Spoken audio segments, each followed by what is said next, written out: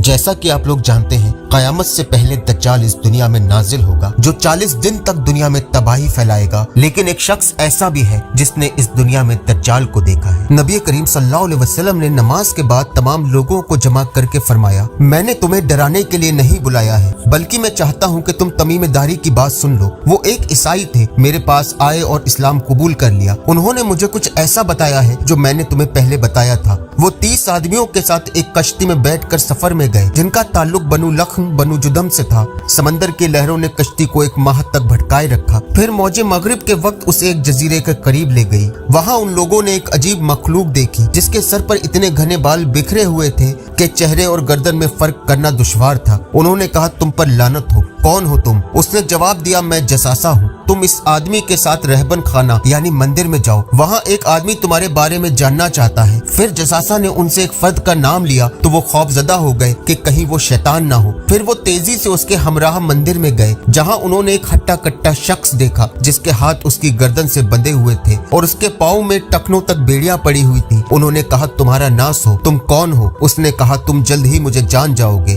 तुम अपने बारे में बताओ, तुम कौन हो? उन्होंने बताया, हम अरब हैं। जसासा ने हमसे कहा कि तुम बेचैनी से हमारा इंतजार कर रहे हो, इसलिए हम तेजी से तेरी तरफ आए, ये समझकर शायद तुम शैतान हो। उस बंधे हुए शख्स ने कहा, मुझे बैत शियान के खजूर के दरख्तों के बारे में बताओ। उन्होंने पूछा, तुम उनके बारे में क्या जानना चाहते हो? उसने कहा, मैं तुमसे पूछता हूँ, उन दरख्तों में फल आने लगे हैं या नहीं? उन्होंने कहा, हाँ, उस पर फल आने लगे हैं। तो उस शख्स ने कहा, मेरा ख्याल था कि उनमें फल नहीं आएंगे। फिर उस शख्स ने कहा, ये बताओ, तिबेरियस की झील में पानी है? उन्होंने कहा, उसमें बहुत ज्यादा पानी है। फिर उसने जुगर झील के बारे में पूछा। उन्होंने कहा, उसमें भी बहुत पानी है। उस शख्स ने कहा, क्या उस पानी से खेती होती है? उन्होंने कहा, हाँ, उसमें बहुत पानी है और शहर वाले उससे खेती करते हैं। फिर उसने कहा, मुझे बेपढ़े लिखे उम्मी नबी के बारे में बताओ, उसने क्या क्या किया? इन लोगों ने बताया, उन्होंने मक्का छोड़ दिया है और यथरिब यानी मदीना मुनव्वरा पहुंच गए हैं। उसने पूछा, क्या अरब उससे लड़ते हैं? उन्होंने कहा, हाँ। तो उसने पूछा, वो उनके साथ किस तरह पेश आते हैं? उन्होंने बताया कि आसपास के इलाकों को कंट्रोल कर लिया है। ये सुनकर उसने कहा,